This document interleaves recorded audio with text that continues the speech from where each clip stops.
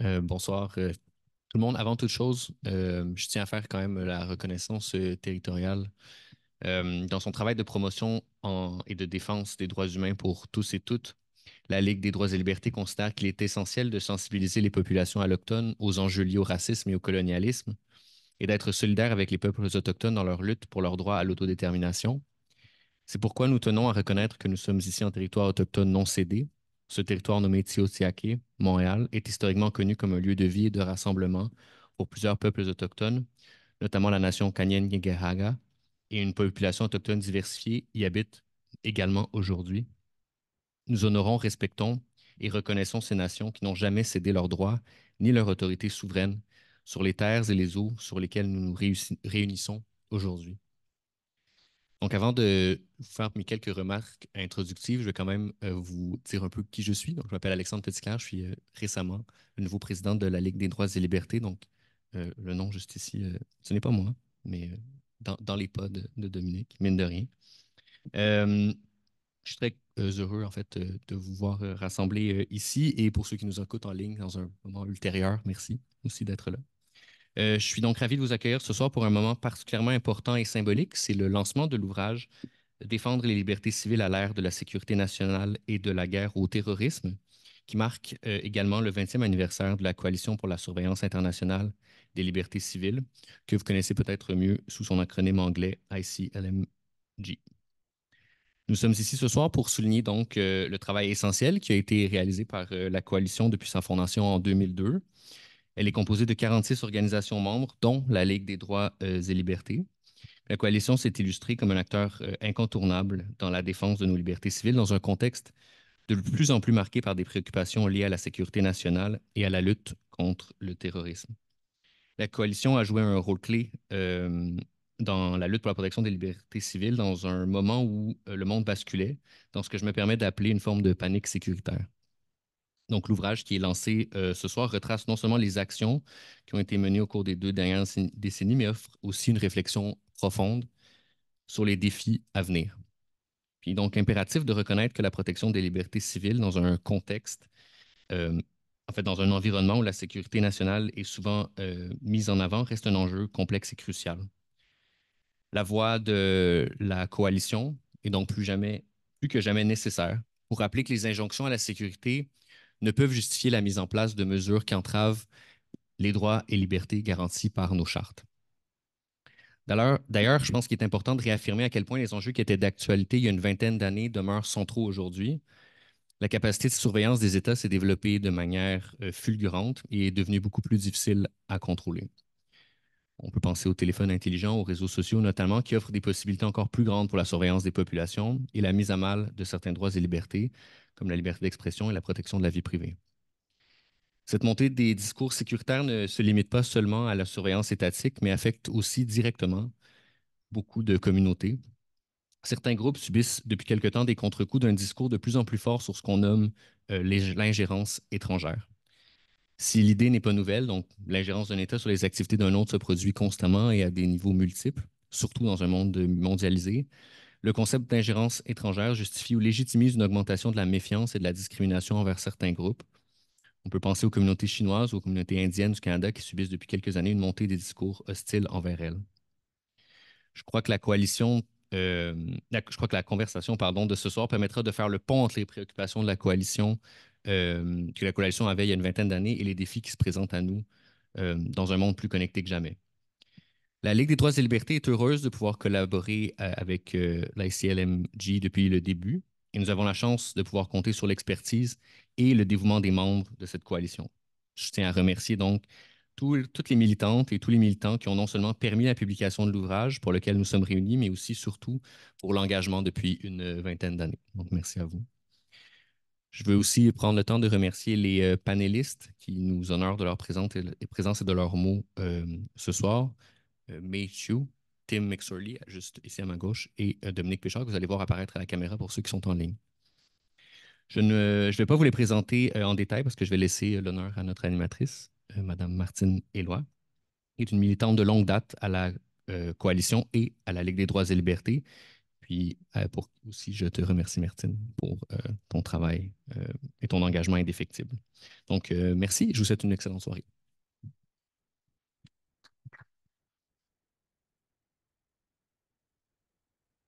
Alors, je ne peux pas vous remercier d'être venus nombreux, mais je vous remercie d'être là quand même.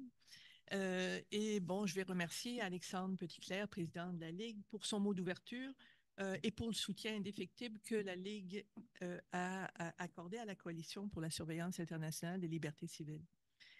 Dans l'ordre des prises de parole, nous avons avec nous, comme Alexandre a déjà présenté, Dominique Tim McSorley et Mei Chu. Je vous les présenterai plus longuement quand ils vont prendre la parole. Alors, malgré que la Coalition pour la surveillance internationale des libertés civiles existe depuis 20 ans maintenant et qu'elle a mené d'importantes luttes, cette coalition composée de groupes de la société civile n'est malheureusement pas aussi connue qu'elle devrait l'être au Québec. Je me permets donc de vous présenter la CSILC en quelques phrases. Le 11 septembre 2001 a engendré un climat plus proche, comme ça? OK. Alors, le 11 septembre 2001 a engendré un climat de peur et d'islamophobie.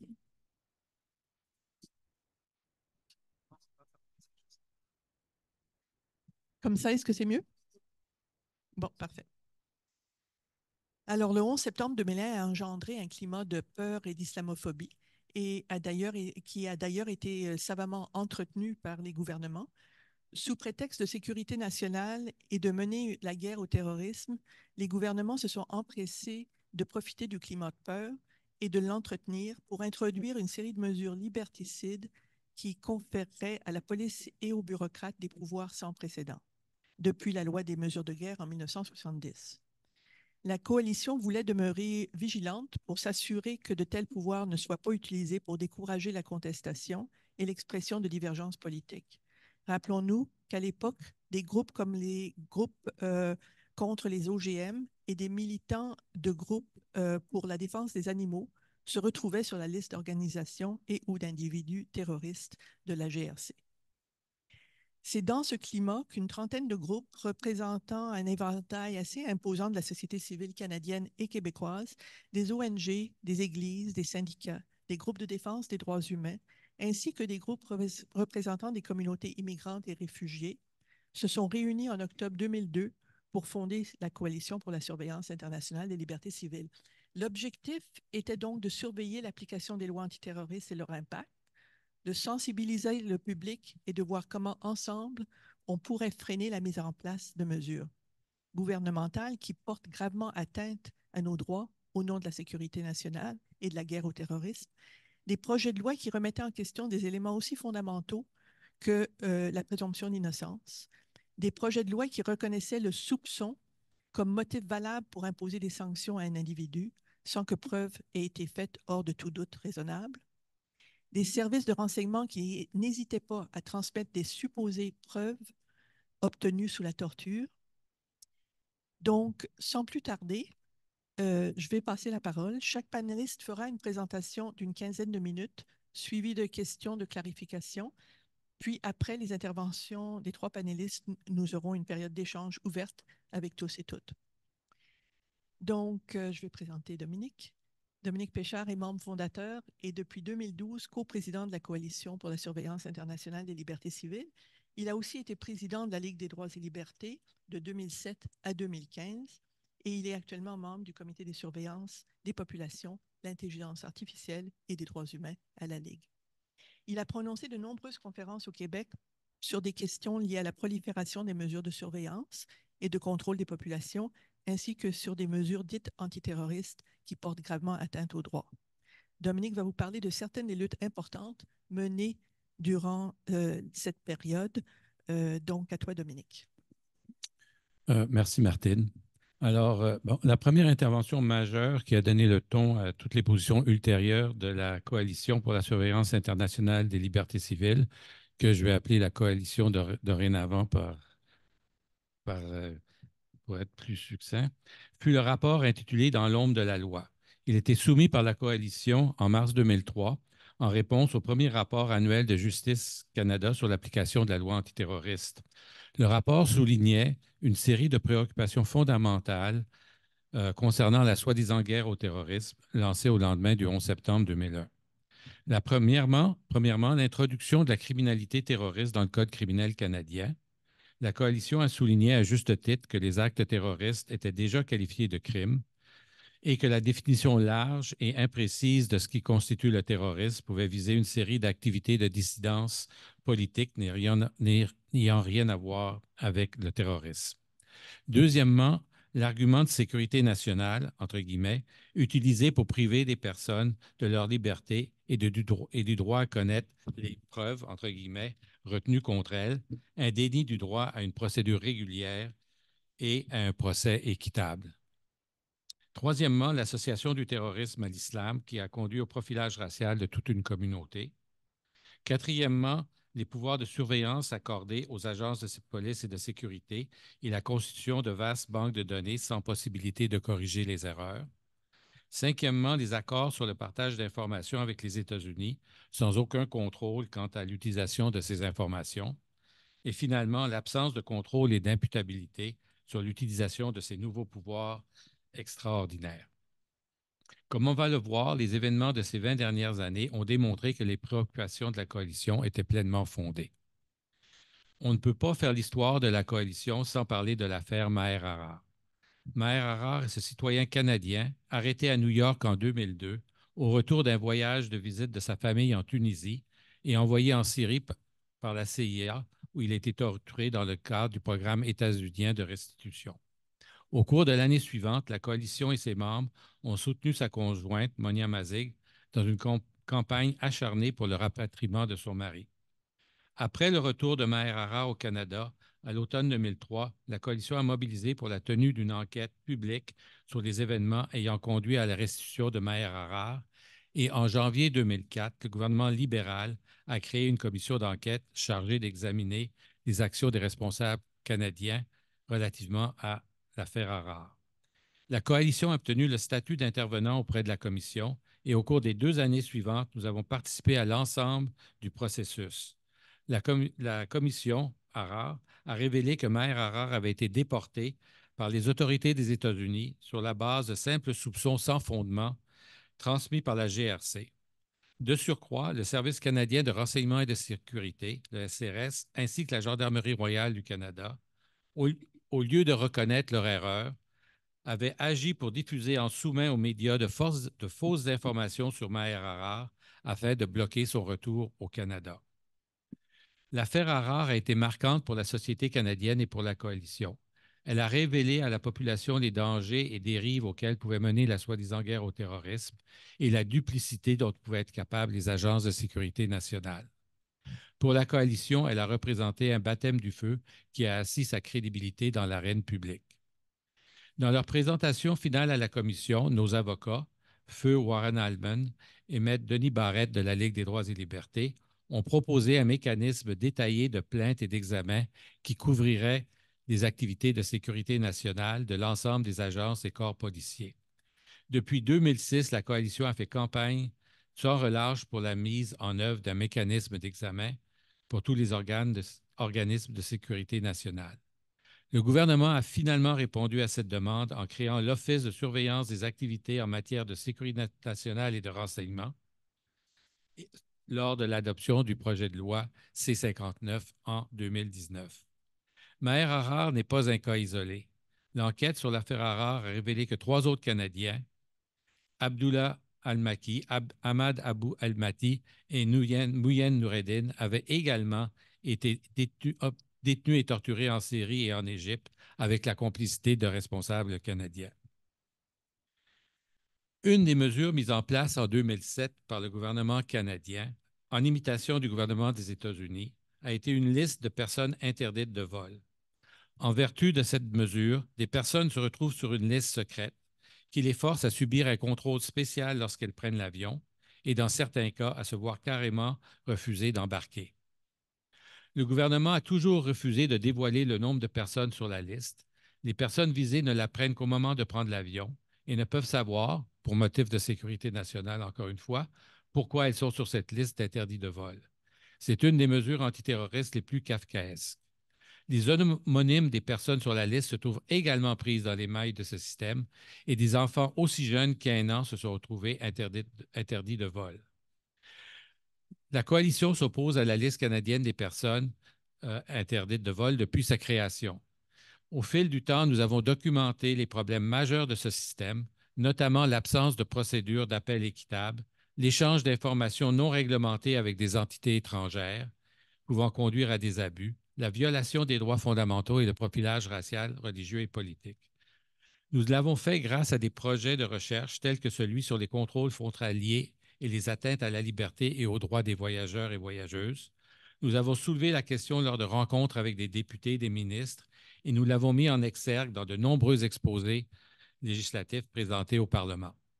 Notre fiche d'information sur la liste des personnes interdites de vol est l'une des pages les plus consultées de notre site Web. Nous avons également travaillé de concert avec les personnes concernées, notamment les parents d'enfants inscrits sur la liste des personnes interdites, afin de plaider en faveur de changements significatifs allant de pair avec l'abolition de la liste. Depuis 4 ans, des dizaines de citoyens et citoyennes canadiens, dont la moitié sont des enfants, sont détenus arbitrairement dans le nord-est de la Syrie. La plupart d'entre eux et elles vivent dans des camps sordides, dans des conditions que la rapporteuse spéciale des Nations unies sur la promotion et la protection des droits de l'homme et des libertés fondamentales dans la lutte antiterroriste, que cette personne a qualifié de torture et de peine ou traitement cruel et inhumain et dégradant. Dès que nous avons eu connaissance de cette situation, la Coalition a défendu sans relâche les droits fondamentaux de ses citoyens et citoyennes. En 2019, une coalition formée d'universitaires, d'organisations de la société civile et de juristes s'est réunie pour discuter de la manière de remédier à cette situation. La coalition a joué un rôle de premier plan dans ces échanges. En janvier 2020, après 1 an de plaidoyer auprès du gouvernement, de collecte d'informations auprès des proches des détenus et d'élaboration de stratégies visant à faire pression sur le gouvernement pour qu'il agisse, la coalition a porté cette question sur la place publique, appuyée par de nombreux groupes de la société civile. La coalition a joué un rôle de premier plan dans le maintien de la pression sur le gouvernement du Canada. Depuis lors, un certain nombre de détenus ont pu rentrer au pays, mais une vingtaine sont toujours piégés dans le nord-est de la Syrie. Et malheureusement, le gouvernement continue de nier toute responsabilité juridique à l'égard de ces Canadiens et Canadiennes. La mise en place des systèmes de surveillance des populations à l'échelle mondiale et le partage d'informations entre les États, en particulier au sein du consortium des Five Eyes, je rappelle, c'est les États anglo-saxons, Canada, États-Unis, Australie, Nouvelle-Zélande et Angleterre, a été une préoccupation majeure de la coalition dès sa création. En 2005, à Ottawa, la Coalition pour la surveillance internationale des libertés civiles a organisé un sommet réunissant des ONG du monde entier afin de discuter des préoccupations liées aux mesures de plus en plus mondialisées prises par les gouvernements dans le cadre de la guerre au terrorisme. Cette rencontre a regroupé des acteurs importants, notamment State Watch de l'Union européenne, Walden Bello et de son groupe Focus on the Global South, l'American Civil Liberties Union, le Center for Constitutional Rights des États-Unis et la Ligue des droits et libertés du Québec. Ces organismes se sont réunis à Ottawa pendant 4 jours pour y mener des discussions approfondies sur ce qui se passait sur leurs territoires respectifs. En nous réunissant, nous avons pu, à partir de nos pays respectifs, identifier cette guerre au terrorisme pour ce qu'elle est, une prise de pouvoir coordonnée et antidémocratique, préparant le terrain pour l'érosion de la souveraineté et des droits constitutionnels garantis à l'échelle nationale au cours des décennies à venir. Pendant les 4 jours du sommet, nous avons conçu et endossé une campagne internationale contre la surveillance globale, mieux connue sous l'acronyme anglais ICAMS, International Campaign Against Mass Surveillance, soutenue par les organisations présentes au sommet. La campagne a été lancée simultanément en avril 2005 à San Francisco, Ottawa et Londres. Elle a ensuite été présentée au Forum social mondial de Porto Alegre. Près de 300 organisations de la société civile ont signé le manifeste de l'ICAMS. L'année suivante, en 2006, à Montréal, Roch Tassé, qui était alors coordinateur de la coalition, et Patricia Poirier ont organisé le forum de la société civile qui s'est tenu parallèlement à la conférence internationale des commissaires à la protection de la vie privée. Les recommandations du forum ont repris le contenu du manifeste ICAMS et en 2009, à Madrid, le manifeste a été largement adopté lors des séances de la société civile de la conférence internationale des commissaires à la protection de la vie privée. Il a été reformulé sous le titre de la Déclaration de Madrid sur les normes mondiales de protection de la vie privée dans un monde global. Bon, finalement, comme on pouvait le craindre lors de l'adoption de la loi antiterroriste, les mesures antiterroristes et l'appareil de sécurité nationale ont été utilisés contre des groupes s'opposant aux politiques canadiennes et aux grandes entreprises extractivistes, ainsi qu'aux Autochtones défendant leur territoire. D'ailleurs, une des premières actions d'une unité d'équipe intégrée de sécurité nationale, des équipes créées en vertu de la loi antiterroriste, a eu lieu en 2002, à l'aube du 21 septembre, contre un militant autochtone de la Colombie-Britannique. Une douzaine de policiers armés ont défoncé la porte de la maison de John Rampanen, un militant autochtone qui n'a jamais prôné la violence. Les policiers ont même passé les murs de la maison au rayon X à la recherche d'une cache d'armes inexistante. Des documents rendus publics en 2014 ont révélé que 800 manifestations et événements avaient fait l'objet de surveillance de la part d'agences et de départements du gouvernement canadien depuis 2006. Les événements en question sont de nature très variée: manifestations syndicales, colloques universitaires sur l'histoire du colonialisme et les relations raciales au Canada, vigiles pour les femmes autochtones disparues et assassinées, forums publics sur les sables bitumineux, ateliers sur la désobéissance civile, manifestations des pêcheurs dans les maritimes. Des mouvements plus larges comme Idle No More, le mouvement étudiant québécois et le mouvement Occupy ont également fait l'objet de surveillance. Les rapports sur ces événements sont centralisés au Centre des opérations du gouvernement qui relève de Sécurité publique Canada, responsable entre autres de la lutte antiterroriste, de la protection des infrastructures et de la cybercriminalité. Les gouvernements, les forces de l'ordre, l'armée, les services de renseignement et même les entreprises privées œuvrant dans l'industrie extractive collaborent pour surveiller, contrôler et nier les droits des peuples des Premières Nations à leurs terres et leurs ressources. Les exemples ne manquent pas.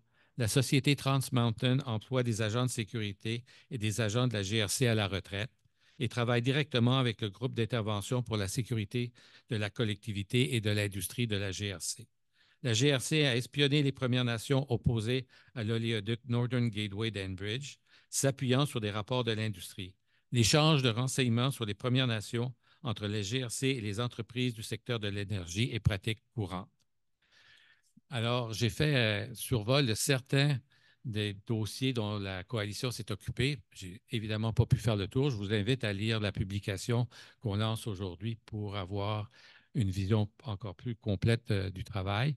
Et même si c'est un historique que j'ai fait, les problèmes que j'ai mentionnés existent toujours.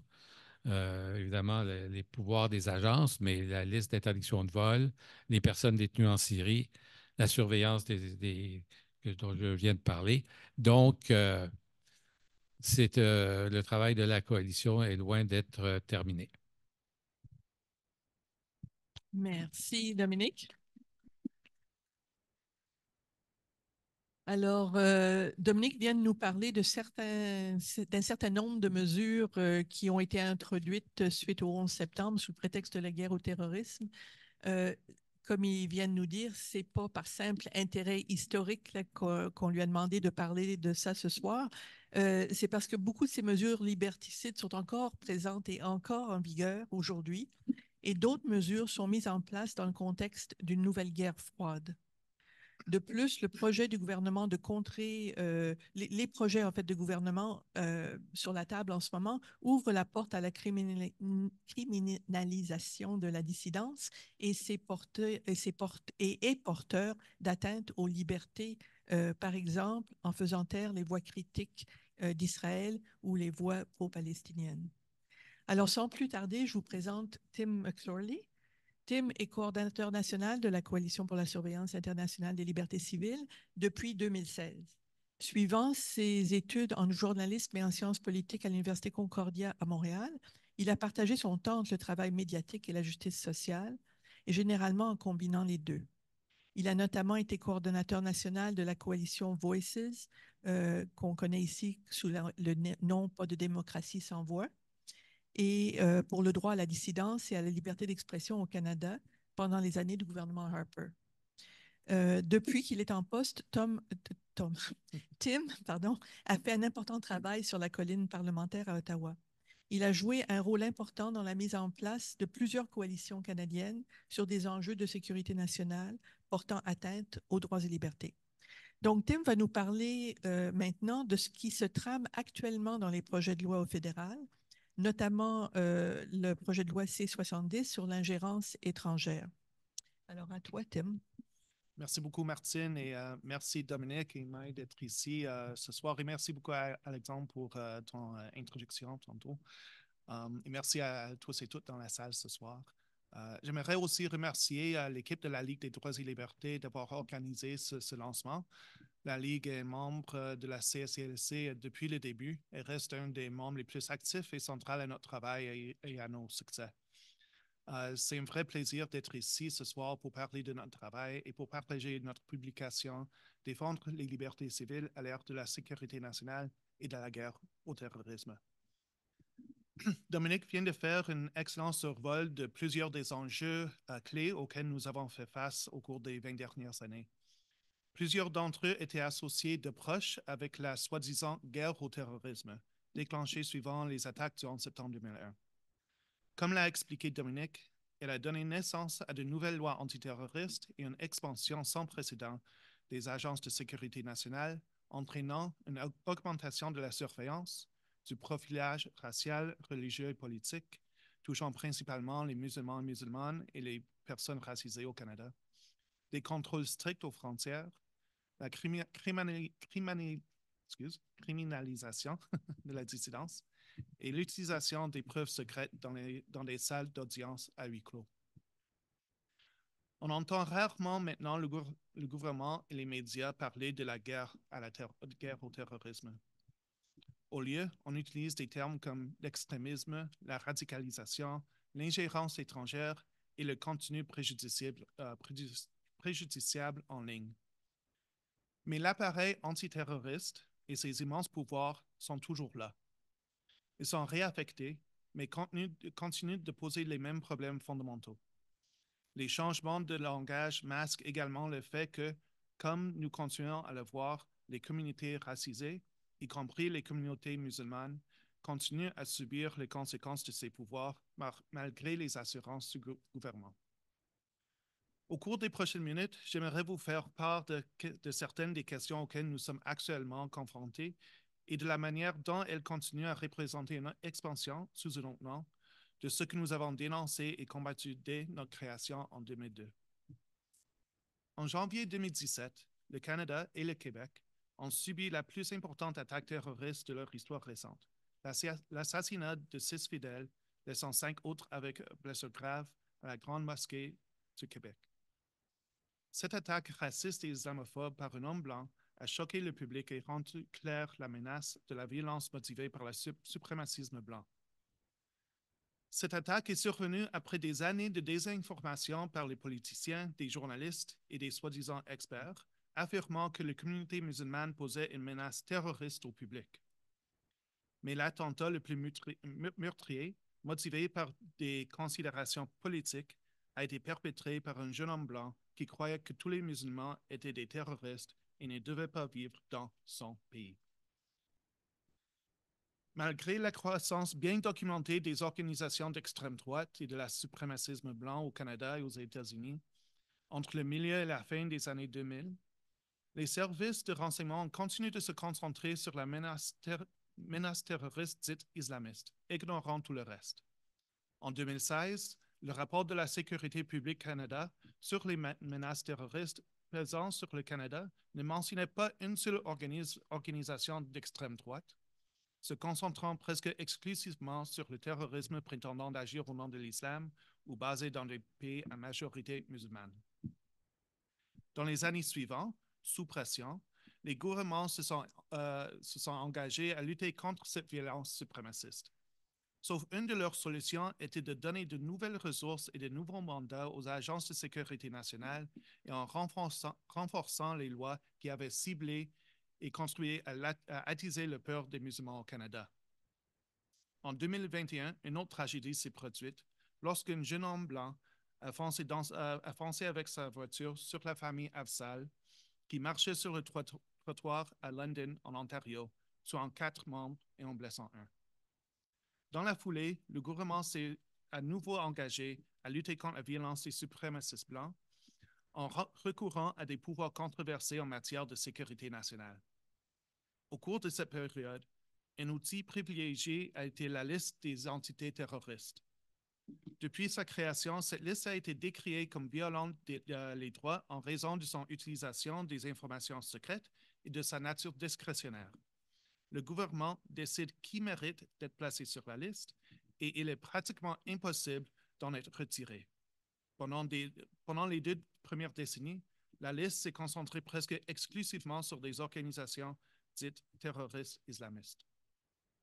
Cependant, on nous dit maintenant qu'il s'agit du bon outil et qu'il faut l'accepter parce qu'il sera utilisé contre les groupes suprémacistes blancs. En 2020, Kent Roach, professeur de droit à l'Université de Toronto et expert en sécurité nationale, a clairement décrit le problème. Et je cite, « La montée de la violence fondée sur la haine et le suprémacisme blanc doit être combattue, mais l'utilisation d'outils qui violent les droits fondamentaux et qui ont servi à soutenir les narratifs racistes et xénophobes que ces groupes promeuvent ne conduira pas à une société plus sécuritaire ni plus juste. L'ajout de nouveaux groupes suprémacistes blancs n'effacera pas les dommages causés par ces lois et sapera les efforts visant à lutter contre les violations des droits à l'avenir, notamment lorsque ces lois sont utilisées à des fins politiques ou de manière à renforcer le racisme et la xénophobie. Entre autres, Aziza Kanchi a aussi écrit un excellent texte sur ce sujet dans notre revue. Il est clair qu'il faut s'attaquer au double standard qui a conduit à cibler les communautés musulmanes et racisées, tout en ignorant le menace très réelle et violente des idéologies de suprémacisme blanc et d'extrême droite.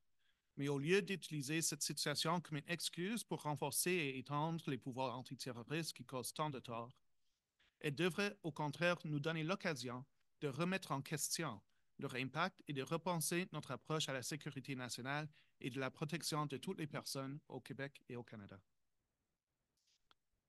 Depuis au moins 2 ans, les préoccupations relatives à l'ingérence étrangère font aussi la une des journaux et suscitent la controverse.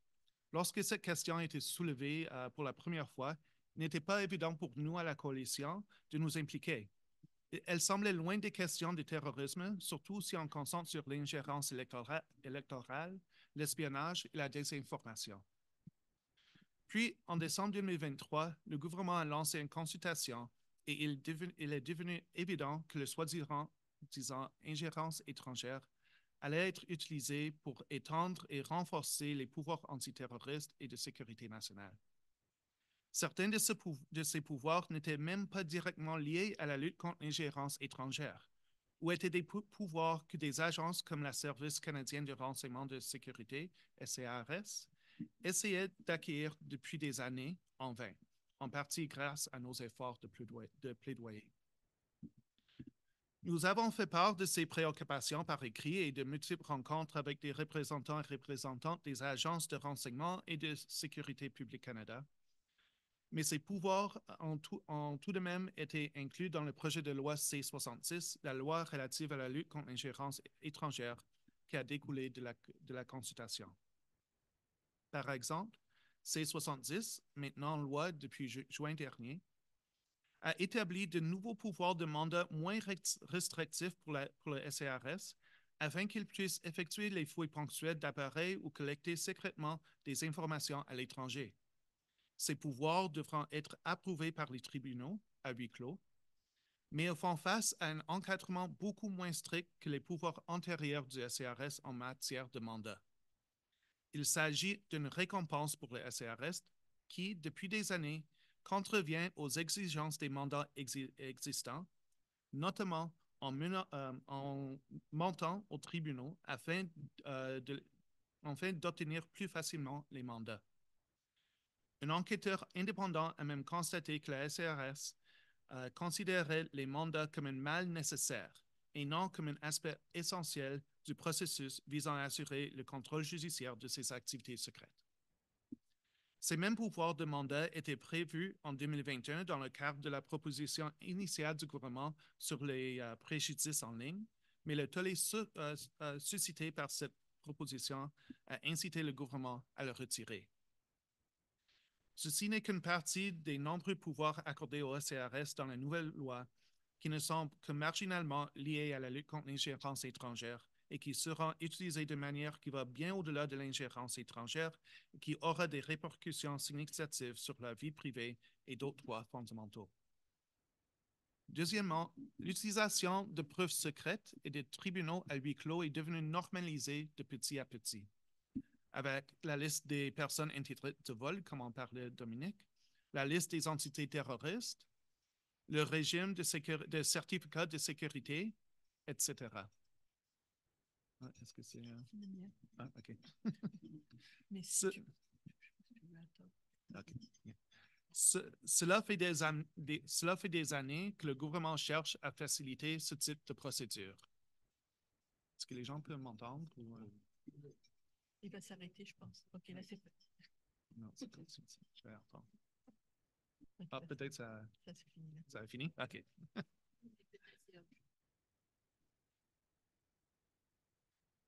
Merci. Alors, cela fait des années que le gouvernement cherche à faciliter ce type de procédure. Une fois de plus, le gouvernement a vu une opportunité dans le loi C-70 sur l'ingérence étrangère. Bien qu'elle n'aborde pas les affaires pénales, la loi modifie la loi sur la preuve au Canada pour établir un nouveau système qu'on s'appelle d'instance sécurisée de contrôle des décisions administratives, qui s'applique aux audiences administratives et le rappel. Elle permet au juge de désigner un avocat spécial pour représenter les intérêts de l'individu et contester les preuves secrètes, mais celui-ci n'est pas l'avocat de l'individu et a prêté serment de garder le secret. Dans le contexte problématique actuel de l'utilisation des preuves secrètes, un avocat spécial est un mal nécessaire. Mais sa présence sert une fois de plus à normaliser et maintenant à standardiser l'utilisation des preuves et audiences secrètes. Il est presque certain qu'il s'agit d'un précurseur qui facilitera l'utilisation accrue des preuves secrètes dans les affaires pénales. Enfin, C-70 a apporté d'importantes modifications à la loi sur la protection de l'information, le renommant la loi concernant l'ingérence étrangère et la protection de l'information. Ces modifications, comme dans la législation antiterroriste, contiennent des termes très vagues qui pourraient être, encore une fois, appliqués de manière discrétionnaire. De façon alarmante, la loi concernant l'ingérence étrangère crée des peines beaucoup plus sévères, jusqu'à la prison à vie, pour des infractions déjà incluses dans le code pénal, notamment le harcèlement et l'intimidation, si elles sont commises, en guillemets, sous la direction, au profit ou en collaboration avec une entité étrangère, ou dans certains cas, un groupe terroriste. En fait, une des articles les plus préoccupants de la loi est le suivant. Commet un acte criminel quiconque sur l'ordre d'une entité étrangère ou en collaboration avec elle, à une conduite suprétiste ou trompeuse en vue d'influencer un processus politique ou gouvernemental, la gouvernance scolaire, l'exercice d'un devoir en lien avec un tel processus ou une telle gouvernance ou l'exercice d'un droit démocratique au Canada. L'expression en collaboration avec, qui est traduit en anglais comme étant in association with, n'est pas définie dans la législation. Un acteur simple de ce terme est incroyablement large. Elle pourrait facilement conduire à ce qu'une personne en contact avec des personnes ou des organismes étrangers concernant des intérêts ou des objectifs politiques communs soit considérée comme contrevenant la loi, même si aucune influence n'est réellement exercée. On nous rassure en nous disant que ces actions ne sont illégales que si elles sont menées en secret. Mais si vous n'agissez pas sous l'influence étrangère, vous pouvez ne pas croire qu'il est nécessaire de rendre publiques vos associations, ce qui ouvre la possibilité d'enfreindre d'enfreindre une fois de plus ces lois. De plus, les définitions du processus politique, de la gouvernance scolaire et de l'exercice d'un droit démocratique sont toujours très larges. Bien que l'objectif puisse être valable, la formulation crée la possibilité d'impacts sérieux sur la liberté d'expression, la dissidence et la protestation. Prenons l'exemple des campements sur les campus en solidarité avec les Palestiniens et Palestiniennes et contre la génocide à Gaza. L'un de leurs principaux appels a été lancé aux administrations des universités, des organes de gouvernance scolaire, pour qu'elles se désinvestissent des fabricants d'armes qui soutiennent l'armée israélienne. En même temps, des allégations fausses et non fondées ont été formulées selon lesquelles ces manifestations auraient été financées par des gouvernements étrangers ou qu'elles soutiendraient des entités ou des gouvernements étrangers. En vertu de C-70, les agences de sécurité nationale ont maintenant une justification légale d'ouvrir une enquête sur ces activistes et si elles découvrent des actions menées en collaboration avec une organisation ou un individu associé à un gouvernement étranger, par exemple en recevant des fonds gouvernementaux, et elles pourraient être inculpées. Même si je ne vois pas nécessairement cela comme imminent, ce serait tout à fait possible en vertu de ces nouvelles lois. Nous ne savons tout simplement pas, malgré les assurances du gouvernement, comment elles seront utilisées. Mais tant que la possibilité existe, elle peut conduire à une surveillance accrue, à des enquêtes, à des menaces et représailles, et au bout du compte, à un refroidissement de la liberté d'expression et d'autres droits fondamentaux. Tout cela suscite indéniablement des préoccupations similaires à celles des lois antiterroristes mises en place en 2001. Au cours des prochains mois, le gouvernement établira des règlements et nommera un commissaire à l'influence étrangère chargé de superviser un nouveau registre de l'influence étrangère, dont je n'ai pas eu l'occasion de parler aujourd'hui. Mais tout cela aura un impact significatif sur la manière dont ces nouvelles lois seront appliquées et sera donc important de continuer à faire pression sur le gouvernement. Je tiens encore à remercier l'équipe de la Ligue des droits et libertés d'avoir organisé cet événement. Je vous encourage toutes et tous de regarder notre nouvelle publication qui touche sur beaucoup de ce que nous parlons ce soir et beaucoup d'autres sujets. Et j'aimerais vraiment remercier Dominique et Martine qui ont été intégrales aux publications de ce recueil, particulièrement la traduction française. En plus de Zane Dagenet, ma collègue avec qui je travaille au CSILC et qui est responsable de recherche et des communications. Merci beaucoup.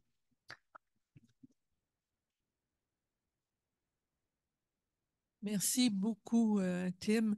Je trouve que c'est un exemple tellement éloquent, d'une part, de l'importance d'une coalition comme celle-là, parce que même si on est préoccupé par les droits et libertés, c'est pas, il n'y a pas beaucoup d'entre nous qui vont passer des heures à déchiffrer un projet de loi et puis à suivre tous les amendements pendant je ne sais pas combien de mois quand il y en a, puis les consultations, puis tout ça. C'est un travail de moine, mais pourtant, ça contient les germes d'atteinte très importantes comme Tim vient de l'illustrer. Donc, d'une part, ça illustre ce que je disais avant la réunion, que ce qui est difficile dans dans la lutte pour les droits et libertés, c'est qu'on s'aperçoit seulement de ce que c'est quand on l'a perdu. Donc, parler d'un projet de loi 70 ou 63, ou quoi, ça ne veut pas dire grand-chose pour grand monde, puis ça ne va pas mobiliser les gens contre ce qui est en train de se mettre en place. Et pourtant, c'est ça qui est très important dans le cours des choses par la suite. Donc, ça illustre, je trouve, le travail important de la coalition parce qu'ils sont à Ottawa, ils suivent ces projets-là de près, mais aussi de la Ligue, notamment par rapport au projet de loi du comité de surveillance, les projets de loi québécois. Il y a un travail assez important qui est fait à ce niveau-là aussi. Donc, merci. Maintenant, on voit des similitudes comme plusieurs personnes l'ont dit, entre la guerre contre le terrorisme et le nouveau cheval de bataille du gouvernement fédéral, soit la lutte contre l'ingérence étrangère, comme Tim vient de le dire. Dans les deux cas, on diabolise les personnes issues de certains pays ou de certaines origines ethniques pour des fins géostratégiques. Ceci contribue à alimenter et à donner un semblant de légitimité au courant sinophobe qui est latent dans les pays occidentaux. Ces personnes sont d'emblée automatiquement soupçonnées pour ce qu'ils sont ou qu'elles sont et non pour ce qu'ils ou elles ont fait. Alors, Mei Chu est avocate, militante de la communauté chinoise depuis la lutte pour obtenir réparation au regard de la taxe d'entrée qui était imposée avant aux personnes chinoises et l'acte d'exclusion chinoise qui était en vigueur jusqu'en 1947. Depuis 2 ans, elle est la coordonnatrice de la table ronde du quartier chinois de Montréal. Et Mei Chu va nous parler d'une intervention de la GRC qui a incriminé sans preuve le Centre communautaire chinois d'être un poste de police chinois, entre guillemets. Cette intervention a eu des répercussions désastreuses sur l'ensemble du quartier chinois et en particulier sur les personnes vulnérables de la communauté chinoise. Donc, à toi, Mei Chu. Merci beaucoup, Martine, et merci à la Ligue pour l'invitation ce soir. En fait, je pense que alors ça fait 1 an et demi que nous luttons contre la xénophobie de la GRC, mais c'est la première fois que nous sommes invités à discuter de ça en français. Alors, vraiment, on vous remercie pour cette occasion. La loi, c'est ça, le passage de la loi, comme Tim vient de dire, était le 20 juin, mais c'était présenté au Parlement le 6 mai. Alors, mon point de vue est que la raison qui a précipité le passage de cette loi sans aucune étude sérieuse ou débat sérieux, c'est vraiment basé dans le contexte d'une grande xénophobie et la chasse de sorcières pour les agents ou espions chinois. Je veux aussi juste clarifier quelque chose. Je sais que je suis décrit comme je représente la table ronde du quartier chinois de Montréal, mais ça, c'est juste mon travail rémunéré et je veux juste vous dire que je n'ai pas vraiment un mandat pour la position que je présente. Même si la table ronde, bien sûr, on a dénoncé les activités de la GRC à cause de l'impact sur nos droits à recevoir les services sociaux ici à Montréal. Puis deuxièmement, je dois... Ça, c'est une traite culturelle. Je m'excuse en avance pour beaucoup d'erreurs de français. Mais si je ne suis pas claire, vous pouvez poser des questions peut-être après. Alors, je vais commencer juste pour faire un rappel que la xénophobie et le racisme est lié à la racisme anti-asiatique. Et l'histoire de la xénophobie est vraiment enracinée par l'invasion, les tentatives de coloniser la Chine depuis des années 1800, quand les 5 ou 6 pays européens voulaient pénétrer dans les marchés en Chine. Alors, on rappelle, il y avait les 2 guerres opium qui a forcé la Chine de en fait ouvrir toutes les frontières au marché et bien européennes et qui a forcé la Chine de continuer à consommer l'opium qui était fourni par les Britanniques. Et ensuite, après les 2 guerres, la Chine était forcée de signer plusieurs traités et conventions, encore une fois, pour ouvrir toute la Chine à la marché européen. Et c'est dans ce contexte historique que, en même temps au Canada, le Canada était aussi en train de coloniser, la Grande-Bretagne était en train de coloniser le Canada et voler la terre qui appartient aux peuples autochtones. Alors, un des événements clés pour la conquête du Canada était la construction de chemins de fer d'un océan à l'autre. Et pour compléter le chemin de fer, bien sûr, on avait besoin de cheap labor et vraiment le gouvernement britannique a fait beaucoup d'efforts pour tricher, pour recruter les main-d'œuvre chinois. Et à l'époque, ici au Canada, on a vu beaucoup dans les journaux, dans les débats parlementaires, toute la démonisation des travailleurs chinois. Je ne vais pas faire entrer dans les détails des descriptions haineuses contre les Chinois, mais beaucoup de stéréotypes des Chinois comme les gens qui sont sales, ils sont les immigrants qui ne sont pas capables d'être assimilés à la culture canadienne.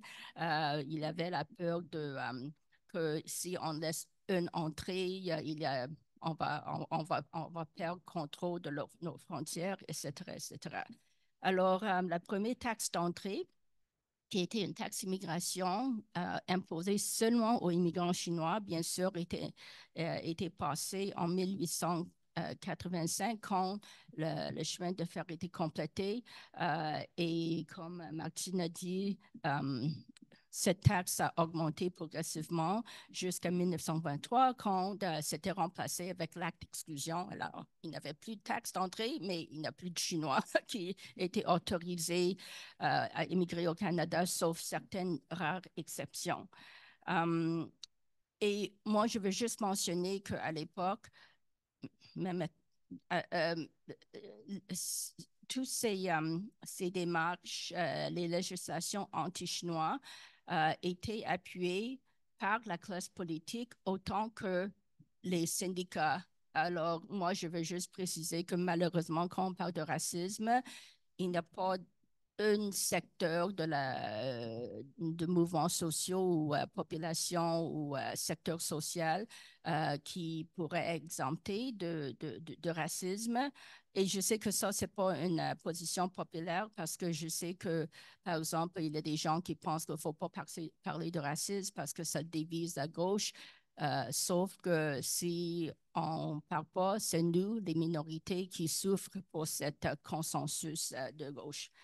Donc, l'année passée, c'était l'anniversaire centennial, le 100e anniversaire de l'acte d'exclusion contre les Chinois.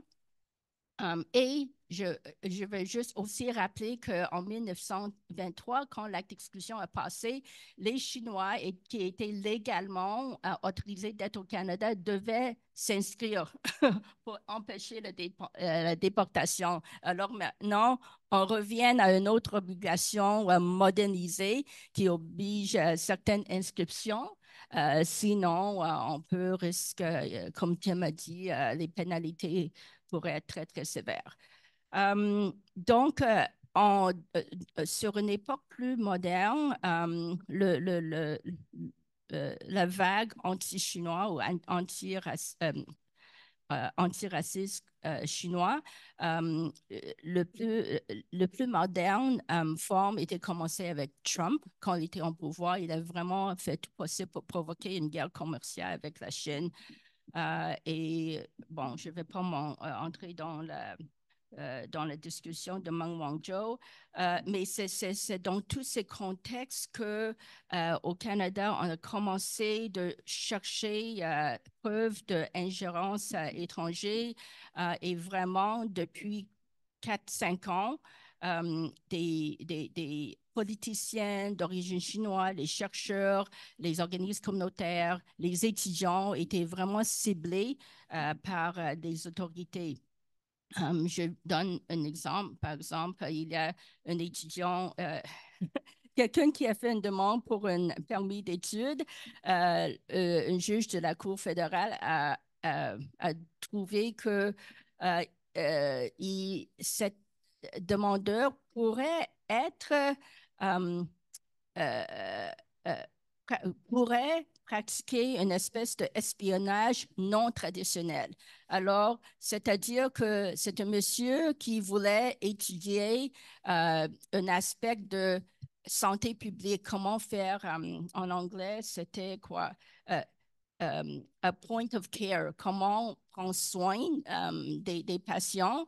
Et même s'ils utilisent, ils regardent juste Google, les sources publiques, mais le fait qu'il aurait pu transmettre cette information au gouvernement chinois prouve que c'est quelqu'un qui est capable de faire d'espionnage non traditionnel. Alors, le bas, le saut pour le seuil pour une espèce de acte criminel est vraiment très, très, très bas quand on vient des Chinois.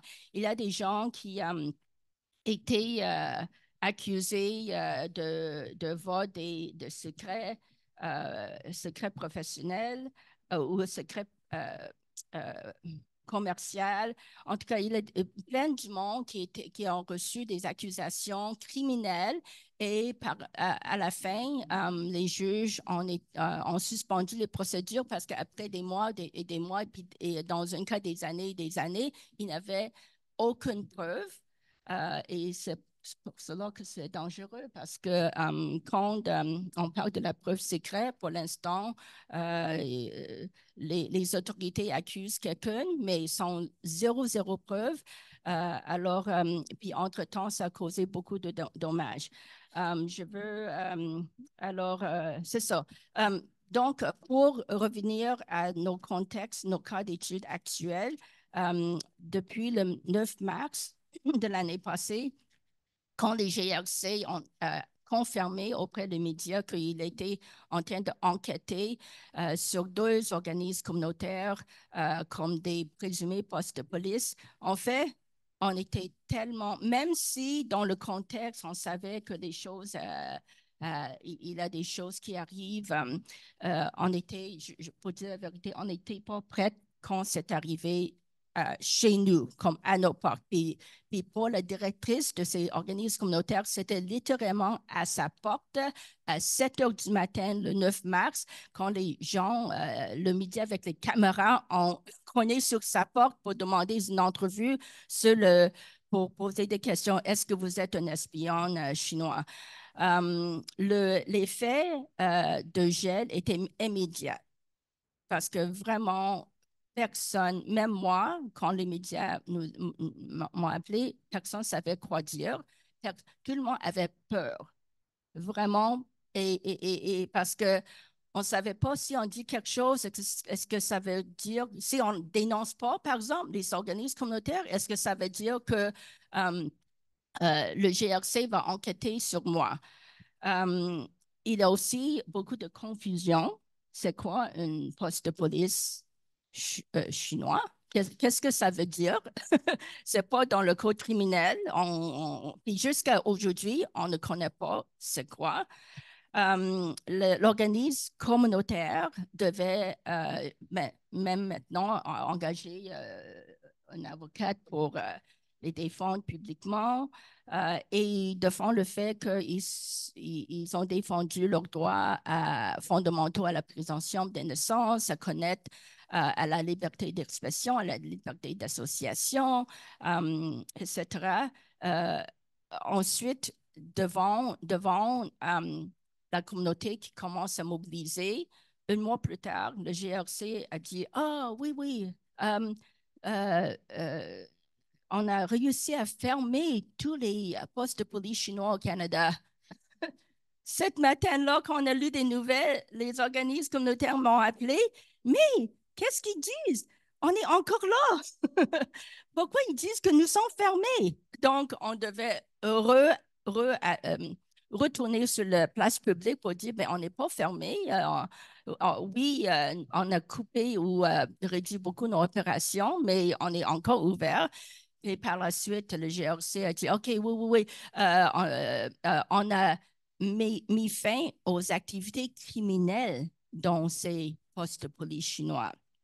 Alors, la prochaine question, bien sûr, était, ben, sont quoi les activités criminelles que vous avez mis fin? nos cours de français à cause de toutes ces allégations. Les cours de français étaient coupés, la subvention pour la francisation était coupée, les services d'employabilité pour les nouveaux immigrants étaient suspendus. Puis après ça, c'était comme un effet de boule de neige, comme ces pauvres centres communautaires ont souffert d'une coupure après l'autre. Oui. Alors, à part, je vais juste parler plus des effets. Oui, OK. Un autre effet est vraiment sur les femmes chinoises. Parce qu'on sait que dans le service social, dans le milieu communautaire, beaucoup du monde qui travaille dans le milieu communautaire, la majorité sont les femmes. Alors, les femmes chinoises étaient les premières aussi qui ont perdu leur emploi. Je crois qu'à date, il y a facilement la moitié des personnels qui ont perdu leur emploi. Une autre chose aussi, bien sûr, les bénéficiaires des services sociaux.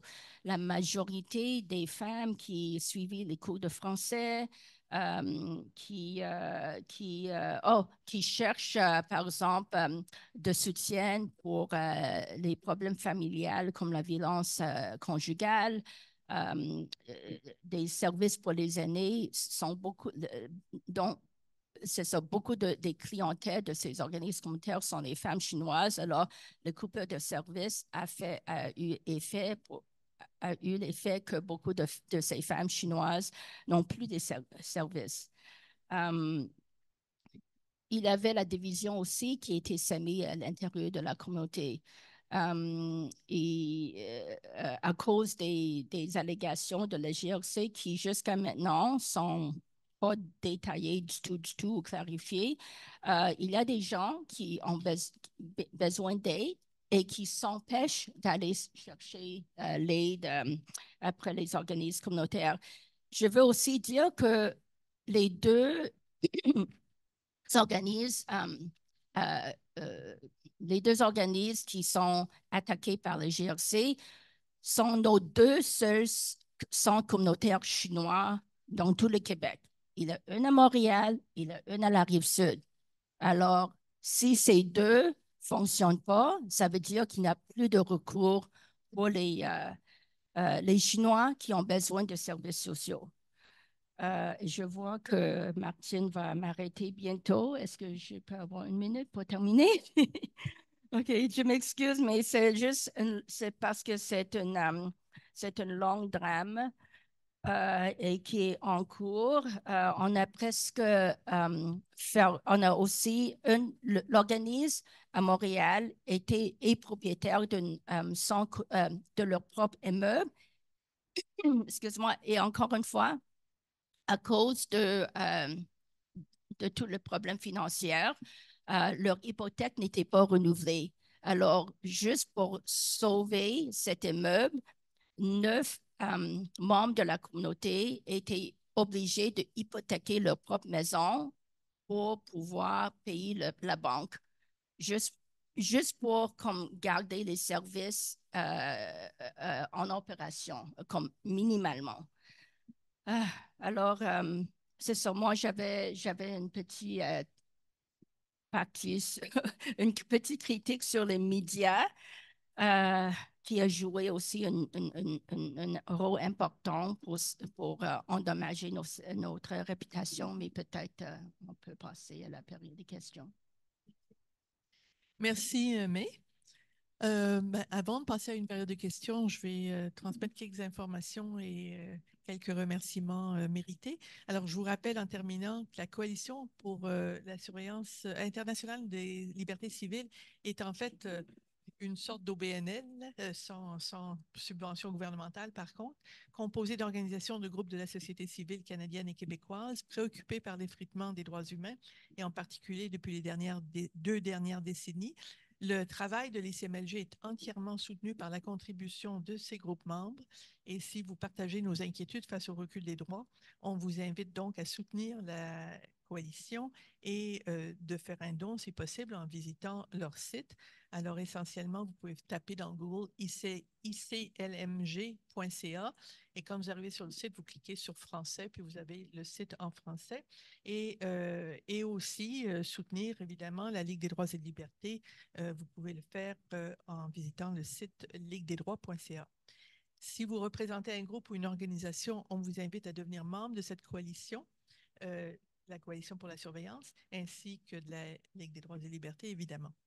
Je tiens à remercier tout particulièrement Tim et sa collègue Zan, les deux personnes à la permanence qui tiennent littéralement la coalition à bout de bras.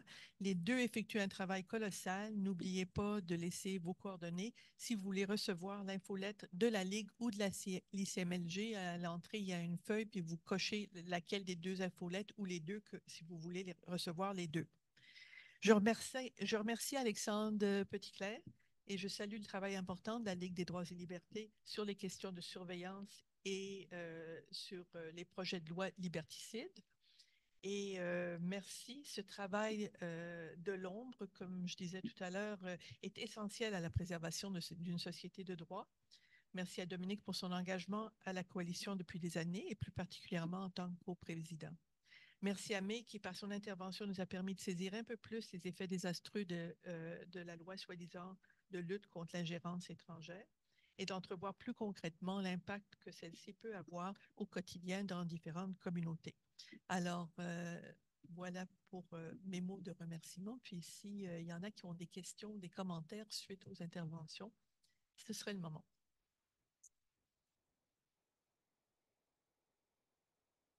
Quelqu'un?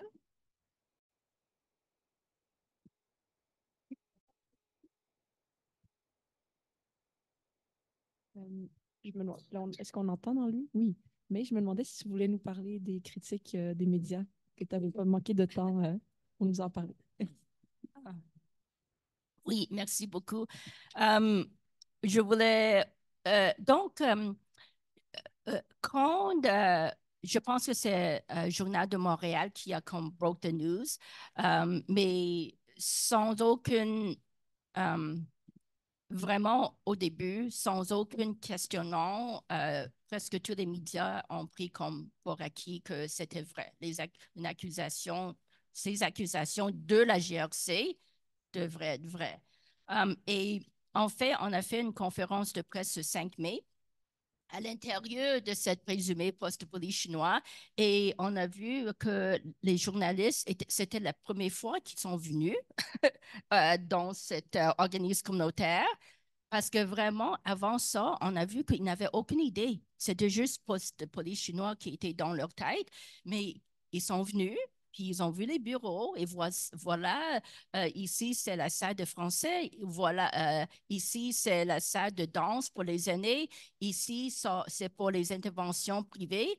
Euh, euh, donc, en fait, ça a pris ça pour pouvoir comme reprendre le narratif que peut-être on est innocent.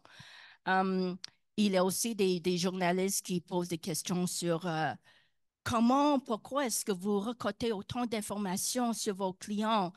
Mais si vous faites des services pour le public, incluant comme les formulaires, je ne sais pas si vous avez déjà rempli un formulaire pour l'aide sociale. Ce sont des pages et des pages de questions très, très intrusives. Alors, ce n'est pas l'organisme communautaire qui veut récolter les données, c'est vraiment, et aussi c'est l'exigence du gouvernement, le bailleur de fonds, qui veut savoir, et il voulait, je me rappelle, parce que dans les années comme 2000-2005, j'étais directrice d'un de ces organismes communautaires, et à l'époque, avec le TCRI, on a fait la lutte contre le gouvernement qui voulait qu'on partage les normes, remplir des formulaires nominaux pour pouvoir recevoir nos subventions. Mais je sais que des années après, on a perdu cette bataille. Et maintenant, les organismes communautaires qui reçoivent les subventions de l'État sont obligés de partager l'information. Mais est-ce que je peux juste, parce qu'il y a des histoires dans le média qui sont vraiment drôles. Bien sûr, tout le monde rappelle international les ballons espionnage, donc tout le monde tirait sur les ballons en Amérique du Nord.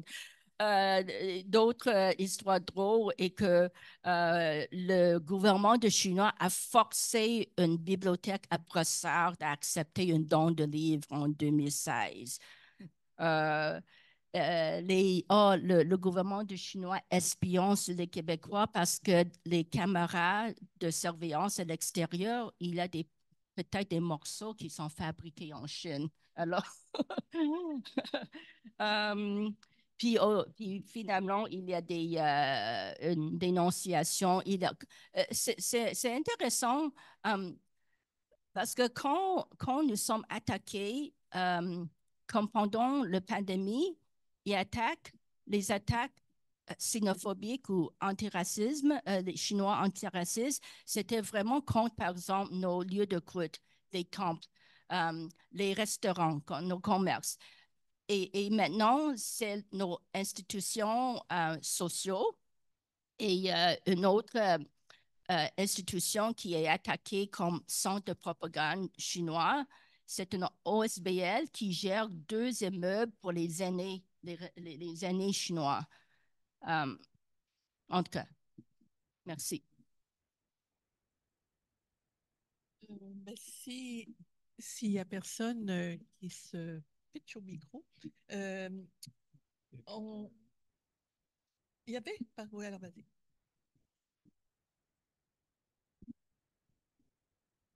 Oui, bonjour. Mon nom est Jean Faucon.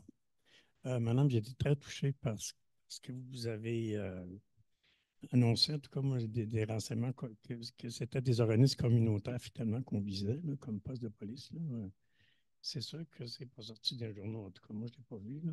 Donc, c'est vraiment dommage que ce qui s'est passé pour vous. L'autre chose, c'est j'ai une question, M. Tim. Sorry. En fait, il y en a 2. Vous avez dit que sur la liste de questions, il y a des gens qui ont pu s'en sortir, mais généralement, on ne s'en sort pas. Hein? Comment les gens ont pu s'en sortir quand ça s'est fait?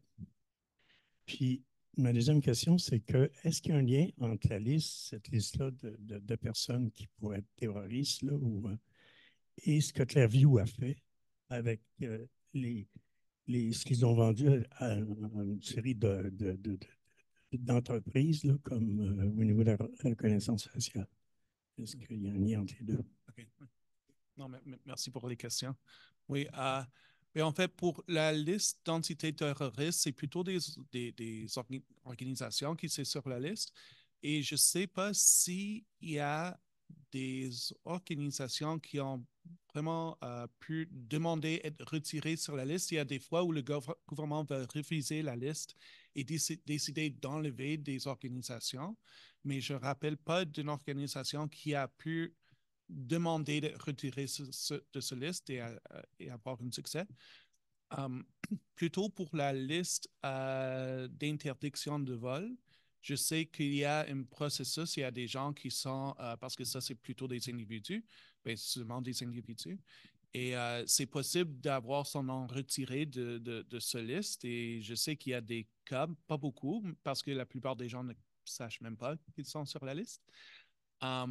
Une des choses aussi, c'est que c'est une liste à comme 2 niveaux. Des fois, comme Dominique a dit, quand tu es sur la liste, vous essayez d'aller prendre un avion et tu es référé à la sécurité secondaire pour plus d'enquêtes.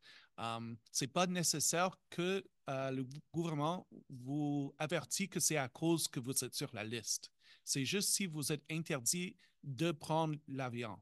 Alors, si après ce fouille secondaire, vous êtes permis de prendre l'avion, vous ne savez pas qu'il faut même demander d'être retiré sur sa liste et ça peut perdurer pendant toute votre vie parce que il n'y a pas La loi dit même que c'est seulement si une personne est interdite de prendre un vol qu'il faut être averti qu'il est sur la liste. Alors, mais c'est possible de demander, mais c'est vraiment difficile. Il y avait juste un cas de deux hommes d'origine d'Inde qui étaient mis sur la liste de militants sikhs et qui ont été rejetés. Mais en fait, les preuves qui ont été utilisées, ben, leur demande d'être retirés sur la liste a été rejetée, ils sont toujours sur la liste, mais ils n'ont pas accès à toutes les preuves qui, que le gouvernement utilise pour justifier qu'ils sont sur la liste. Mais c'est possible, mais c'est vraiment difficile parce que faut demander au gouvernement, ils ont, je pense, maintenant 120 jours à vous répondre. Après ça, s'ils répondent et vous maintiennent sur la liste, là, vous pouvez aller en cours. Mais là, ils ont le droit d'utiliser des preuves secrètes qui sont entendues à huis clos pour décider, pour que le juge décide si c'est raisonnable que vous êtes toujours sur la liste. À propos de Clearview AI, je pense pas, il n'y a pas un lien direct entre ce type de liste et Clearview. Ce que je dirais, c'est qu'on ne sait pas exactement comment la GRC utilisait Clearview. Alors, c'est possible qu'il y a un lien entre comment ils utilisaient Clearview et le fait qu'ils ont accès à ce nombre de gens qui sont sur la liste, qu'ils l'utilisent pour faire des enquêtes, pour essayer de surveiller ou collecter des renseignements sur ces personnes. Um, mais l'autre chose aussi, c'est qu'on sait que la GRC avait pour le moment un contrat avec une autre compagnie de reconnaissance faciale aux États-Unis qui, eux autres, um, spécialisent sur des listes antiterroristes, des bases de photos, des bases de photos, des photo databases, de suspects terroristes. Mais on ne sait pas comment ils décident qui ils mettent dans leur base de données parce que c'est privé, nous, on n'a pas accès. On ne sait pas comment ils définissent qui est un terroriste, mais que la GRC l'utilisait. Alors, je pense qu'il y a une meilleure chance qu'il y ait un lien entre pourquoi ils voulaient avoir cette liste-là et accès à pas ce liste, mais ce base de données et ces outils. Mais finalement, quand ça est devenu public, il y a une agence de nouvelles de Taï au Colombie-Britannique qui est vraiment excellent et fait vraiment des enquêtes excellentes. Et c'est eux autres qui ont révélé le fait que la GRC utilisait ce liste. Et dès que ça est devenu public, il y avait des raisons. On disait que c'était juste le bureau Colombie-Britannique. On ne savait pas au headquarters qu'ils utilisaient ça. C'est pas nous. Blablabla, on va couper le contrat. Mais presque c'est difficile de savoir s'ils ont coupé, peut-être le recommencer, ils ne rendent pas ça public, ou s'ils ont juste trouvé un autre système de le faire. Alors il y a des liens, c'est clair. Et aussi que ce n'est pas juste la GRC, mais aussi le CBSA, Canadian Border Services Agency, l'agence frontalière, qui s'intéresse à ce type d'outils aussi. Je poserai une autre question, Tim. Si je ne me trompe pas, il y a une collaboration entre le Canada et les États-Unis. Et donc, tu peux être empêché de prendre l'avion en tant que citoyen canadien ici au Canada parce que ton nom est sur une liste américaine. Mm-hmm. Et compte tenu que ça, c'est le cas, ça rend encore plus difficile d'avoir des informations de pourquoi tu es sur la liste parce que ce n'est même pas ton propre pays qui... Ouais. Donc, c'est comme un autre aspect, il me semble, important de cette liste-là. Non, vous avez raison. En fait, oui, je veux juste savoir sur quelle des listes vous vous trouvez, c'est difficile. Il y a un système de recours, de recourse aux États-Unis pour avoir son nom enlevé de la liste, mais c'est juste pour les citoyens, les citoyennes des États-Unis, c'est pas pour les non-américains. Alors, ça le rend beaucoup plus difficile aussi. Et c'est vrai, c'est que si un vol départ du Canada et va passer au-dessus des États-Unis, des territoires des États-Unis, qui incluent les côtes et tout ça, ou si le vol, dans son plan de vol, s'il faut prendre un atterrissement urgent. Si, comme tu voles de Montréal à Londres, mais que s'il y a un plan que va possiblement s'atterrir à New York ou à Maine ou quelque chose s'il y a un problème, ben ça aussi, ça compte d'être un vol qui pourrait dépasser le territoire des États-Unis. Et là, les compagnies vont appliquer la liste américaine, états-unienne, à leur vol aussi. Alors, il ne faut même pas que ça passe au-dessus des États-Unis, c'est juste qu'il y a une chance que ça va atterrir aux États-Unis, que les compagnies vont utiliser les listes américaines. Et ça, c'est dans les lois, il y a une loi canadienne qui permet aux compagnies aériennes, c'est ça. Merci.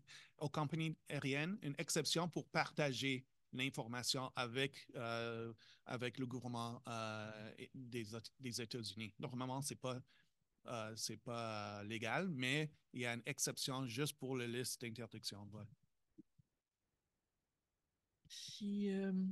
J'aurais une question que j'aimerais vous poser. Pouvez-vous commenter l'utilisation des mesures antiterroristes, comme on a vu récemment, à l'encontre de personnes qui expriment des points de vue comme étant soit pro-palestiniens ou comme nous avons vu sur des campus universitaires? Récemment, il y a un journaliste de Grande-Bretagne qui a été arrêté et détenu à cause de ses positions pro-palestiniennes. Est-ce que vous avez des commentaires à faire par rapport au fait que des mesures antiterroristes sont utilisées contre, en fin de compte, les positions politiques de certaines personnes?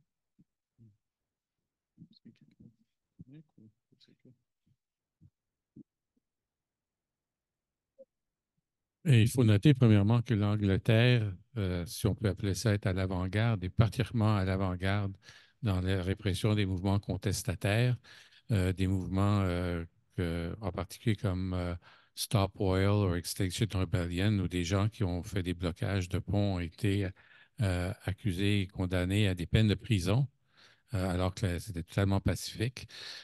Ici, explicitement, l'utilisation des mesures antiterroristes contre des opinions critiques Israël ou pro-palestiniennes, je n'ai pas connaissance de ça, mais il y a tout un discours qui assimile la critique de l'Israël ou le soutien des positions pro-palestiniennes à l'antisémitisme. On a vu, par exemple, dans le campement de McGill, où l'université a tenté de présenter les personnes de l'encampement comme étant menaçantes, potentiellement violentes, toutes des choses qui ont été rejetées par la Cour quand ils ont tenté d'obtenir une injonction. Mais donc, il y a tout un discours qui assimile les positions qui critiquent Israël ou pro-palestiniennes à la violence, l'antisémitisme et qui sont donc utilisées pour faire taire. Ça s'apparente donc dangereusement à la politique de McCarthy.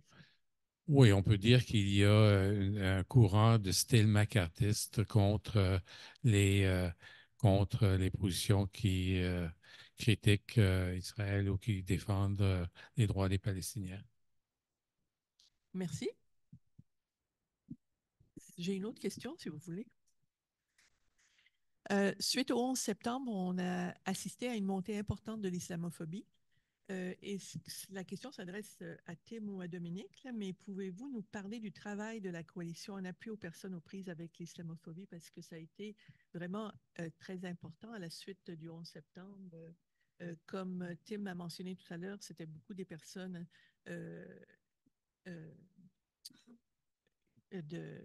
voyons, musulmanes qui étaient visées, qui étaient ciblées, mais juste si vous voulez parler de choses que la coalition a fait dans la lutte contre l'islamophobie. Si oui, sinon, peut-être que d'autres personnes ont d'autres questions dans la salle. Est-ce qu'il y a d'autres questions aussi? Ou... Oh. Oui, la question est pour Mechu. J'étais curieuse de savoir, du point de vue de des personnes que vous servez dans la communauté chinoise, qu'est-ce que c'est en fait d'être chinois à l'étranger comme ça à Montréal ou au Canada? Quels sont s'il y en a, là, mais quels sont les liens qui peuvent exister ou comment ça se vit, euh, les, l'impact des gouvernements chinois dans leur vie? Comment ça s'exprime au niveau des besoins de la communauté?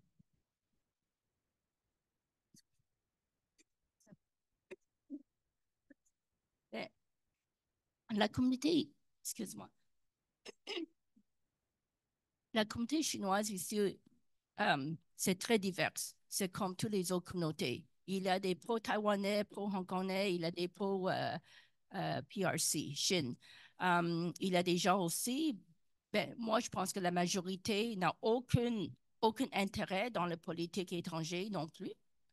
Alors, c'est ça. Mais je crois que l'impact de ce qui arrive maintenant est vraiment, ça crée encore plus de divisions à l'intérieur de la communauté parce que, en fait, le gouvernement canadien a donné comme 168 000 $ pour les groupes chinois euh, anti-gouvernement de Chine pour aller participer dans la commission sur l'ingérence étrangère, alors que pour nous, les victimes des enquêtes abusives, on reçoit zéro soutien pour, euh, euh, nous défendre, pour exprimer l'impact de ces lois contre l'ingérence étrangère. Nous ne sommes pas d'accord que peu n'importe étranger ou non, que les gens ici, chinois ou pas chinoises, pourraient être menacés, intimidés pour faire des choses. Mais beaucoup de ces gestes sont déjà dans le code criminel. Nous, en fait, Dominique, tu as mentionné, c'est intéressant parce que tu as mentionné qu'après des années de travail, vous avez réussi de forcer le gouvernement d'établir un office de plainte. Oui, parce que nous, en cherchant des recours, alors au mois de mars, l'organisme communautaire a dépensé beaucoup de sous pour lancer une poursuite en diffamation contre le GRC. Ça, c'est suspendu parce que le GRC a demandé plus de temps pour terminer leur enquête. Mais entre-temps, j'ai regardé sur le site web de cet office des enquêtes les procédures, 35 pages de procédures sur comment déposer une plainte. On a abandonné. C'est pas accessible. Alors, où sont nos recours? Ça, c'est la grande question qu'on se pose.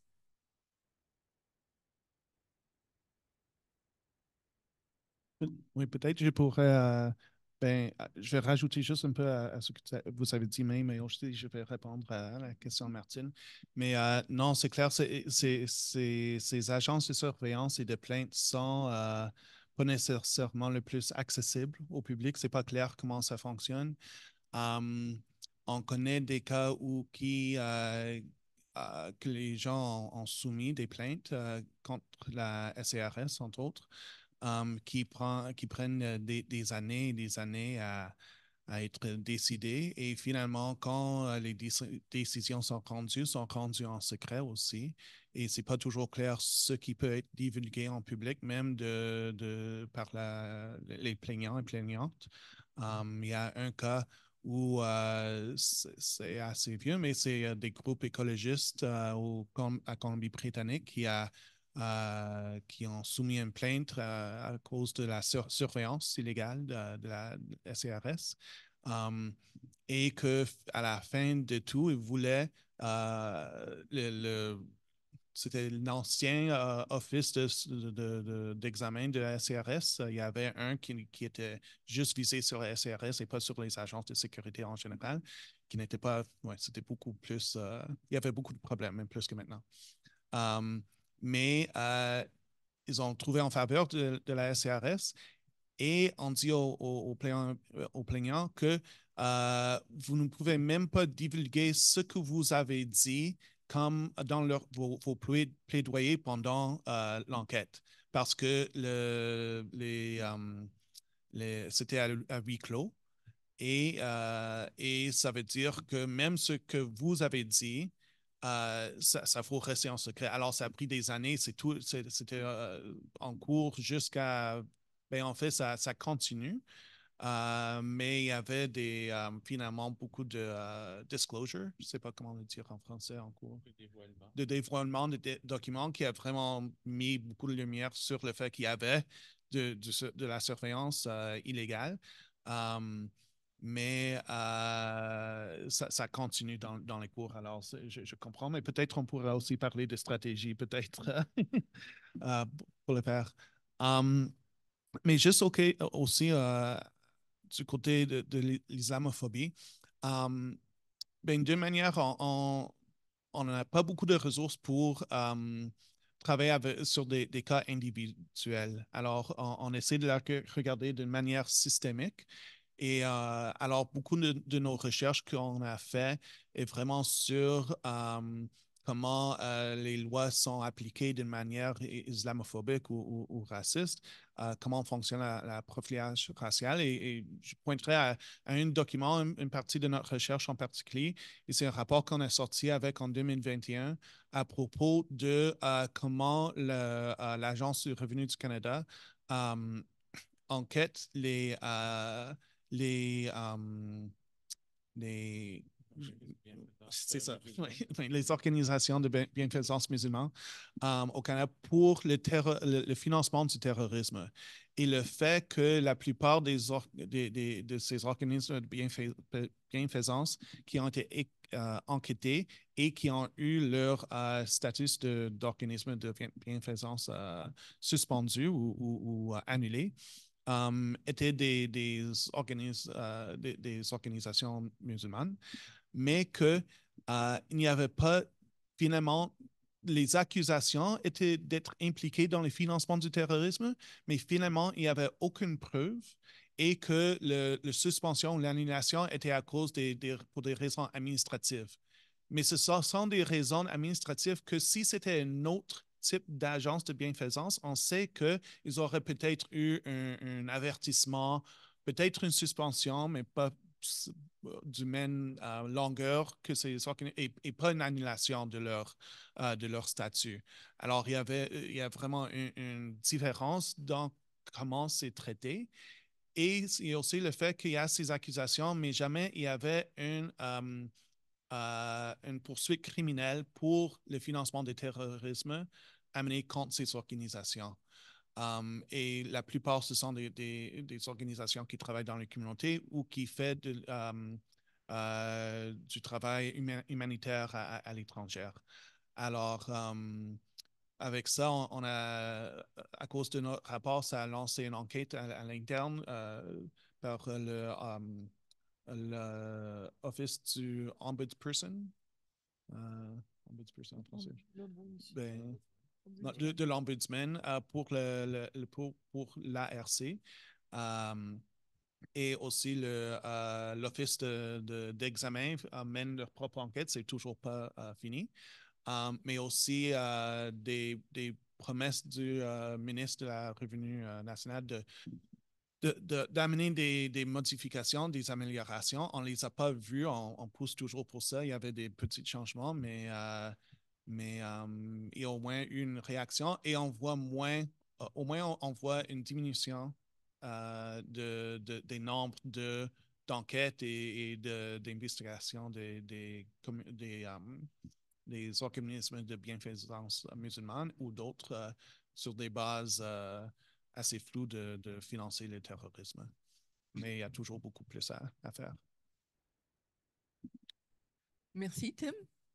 Mais s'il n'y a pas d'autres questions, je pense qu'on conclurait la soirée ce soir. Vous pourrez dire aux gens que vous voyez demain qu'ils ont manqué une très bonne soirée. Mais en attendant, j'espère que l'enregistrement a quand même fonctionné, même si mon micro semblait moins efficace. Et puis, on va rendre l'enregistrement disponible. Je pense qu'il y a vraiment une mine d'informations sur des choses passées et à venir qui peuvent être utiles à partager. Merci pour votre présence, merci pour votre intérêt. À bientôt.